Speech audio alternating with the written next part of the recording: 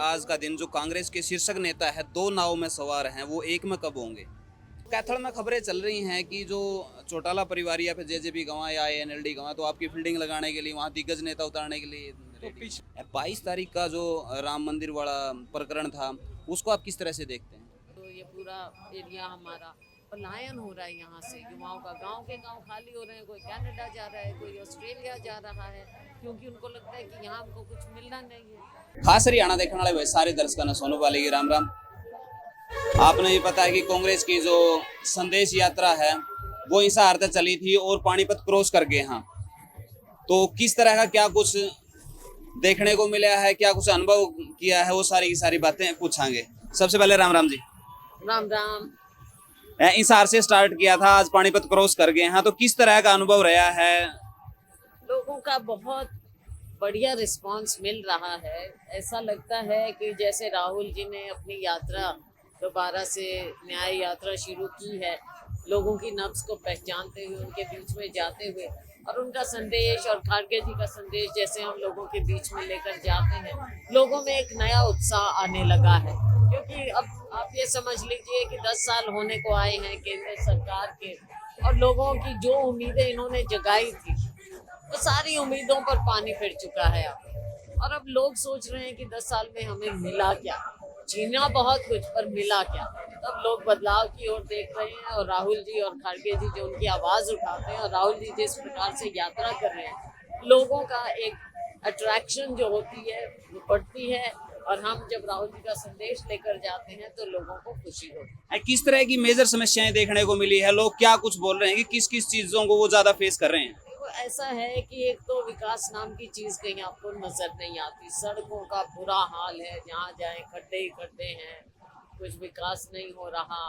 लोगों को लगता है कि माननीय प्रधानमंत्री जी बात कर रहे हैं लेकिन हमारे आसपास तो कहीं कुछ आया नहीं, तो कैसे इंडिया को ऐसी वो बात करते हैं। दूसरी बात आप देखिए, जो बहुत बड़ी बातें हैं वो हैं, एक तो जो हमारे युवाओं के रोजगार की बात, सबसे बड़ा मुद्दा आज के दिन बेरोजगारी। अब जब हमारा युवा असहाय सा अपने आप को महसूस करेगा, निराश हो जाएगा, तो देश की ऊर्जा तो हमारे युवाओं में है और हमको आगे बढ़ना है, तो युवा में ही हमारी सारी इन्वेस्टमेंट होती है। तो अब ना उनकी पढ़ाई ढंग से हो रही, ना उनको आगे रोजगार मिल रहा, तो देश का इतना बड़ा जो एक एसेट है वो खत्म हो रहा है, खराब हो रहा है। ये बहुत सी बातें हैं जिनको देखकर उद्योग बंद होते हैं। हम जहाँ पर खड़े हैं आप देखते हो, ये पूरा एरिया हमारा पलायन हो रहा है यहाँ से, युवाओं का गांव के गांव खाली हो रहे हैं, कोई कनाडा जा रहा है, कोई ऑस्ट्रेलिया जा रहा है, क्योंकि उनको लगता है कि यहाँ हमको कुछ मिलना नहीं है। तो यात्रा के दौरान जब हमने पहला इंटरव्यू किया था उस टाइम पे किसी पारिवारिक कारण से रणदीप जी का इंटरव्यू नहीं हो पाया था, तो आज हमारे साथ में रणदीप जी हैं। सबसे पहले स्वागत है जी आपका। बहुत बहुत शुक्रिया भाई साहब। सारे दर्शकों को मेरी राम राम, और भाई जाडे से बचे रहिए और परमात्मा में रखे।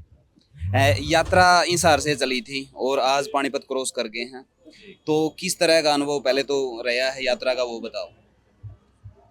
हरियाणा और देश के लोग अब सत्ता और व्यवस्था दोनों परिवर्तन चाहते हैं। ये यात्रा कांग्रेस का, राहुल गांधी जी और खड़गे साहब का संदेश तो है, पर ये एक बड़ी न्याय की जंग है। ये न्याय की जंग है हरियाणा के किसान के लिए, ये न्याय की जंग है हरियाणा के दलित और पिछड़े के लिए, ये न्याय की जंग है महिलाओं और युवाओं के लिए, ये न्याय की जंग है गरीबों, मजदूरों और दुकानदारों के लिए। क्योंकि आज समाज का हर वर्ग भाजपा, जजपा और दिल्ली की भाजपा सरकार के जुल्म से उत्पीड़ित है, इसलिए ये बदलाव की हुंकार भी है। जो बात ग्राउंड लेवल पर चले हैं तो वो कह रहे हैं कि आज का दिन जो कांग्रेस के शीर्षक नेता है दो नाव में सवार हैं वो एक में कब होंगे। मुझे लगता है ये वो लोग कहते हैं जिनको, जो नहीं चाहते कि हरियाणा के लोगों को और देश के लोगों को न्याय मिले। हम सब अपने अपने तरीके से सत्ता और व्यवस्था परिवर्तन दोनों की लड़ाई लड़ रहे हैं। इसमें गलत क्या है? सारे आदमी एक ही बस में बैठ जाएंगे तो हम पूरे हरियाणा में कैसे फैल पाएंगे? हम सब साथी, वो कोई भी हो, अपने अपने तरीके से काम कर रहे हैं। कैथल में खबरें चल रही हैं कि जो चौटाला परिवार या फिर जेजेपी गंवा या एएनएलडी गंवा तो आपकी फील्डिंग लगाने के लिए वहाँ दिग्गज नेता उतारने के लिए तो पिछली बार भी वो यही काम करते थे। आपको मैं याद दिलाऊं, पूर्व मुख्यमंत्री ओम प्रकाश चौटाला जी के साथ मैंने चुनाव लड़ने की शुरुआत 1993 में की थी। इसलिए कोई दिक्कत नहीं है, कोई साथी जिसका मन करता वो आए, प्रजातंत्र है, सबका अधिकार है।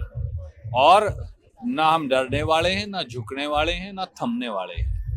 कांग्रेस का तिरंगा और नीतिगत लड़ाई, मुद्दों की लड़ाई, हरियाणा के मुद्दों की और लोगों की लड़ाई, किसान मजदूर और गरीब दुकानदार की लड़ाई लगातार चलेगी। तो क्या भाजपा की शह के साथ में वो उतारे गए हैं या फिर अपना व्यक्तिगत उनके साथ में? अब इसका जवाब उनको देना चाहिए।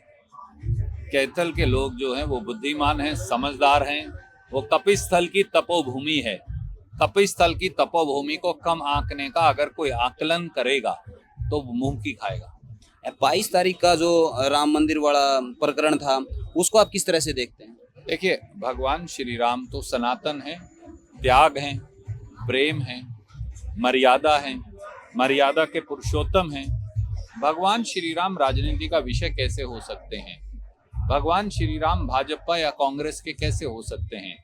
जिस प्रकार से भगवान श्री राम का भी राजनीतिकरण की कोशिश की जा रही है, ये कभी इस देश के लोगों को स्वीकार्य हो ही नहीं सकता। तो जल्द ही लोकसभा आने वाली है, उसके बाद में विधानसभा आने वाली है। कांग्रेस पार्टी दोनों के लिए किस तरह से रेडी है? देखिए, आप ये देख रहे हैं, हमारा लक्ष्य इस समय संसदीय चुनाव है, लोकसभा का चुनाव है। लोकसभा का चुनाव कांग्रेस जीतेगी तो फिर विधानसभा में परचम हम फहराएंगे। इसलिए आपने ये देखा कि 10 की 10 संसदीय सीटों के लिए हम एक एक कोने कोने में प्रदेश के जाके जनता को जागृत कर रहे हैं। तो लगातार आपको अपडेट मिलती रहेगी भाई, जुड़े रहें हमारे साथ में और अपनी जो निजी राय है नीचे कमेंट बॉक्स में आप जरूर दें। मिलते हैं नेक्स्ट वीडियो में, तब तक के लिए जय हिंद, वंदे मातरम, जय जवान, जय किसान।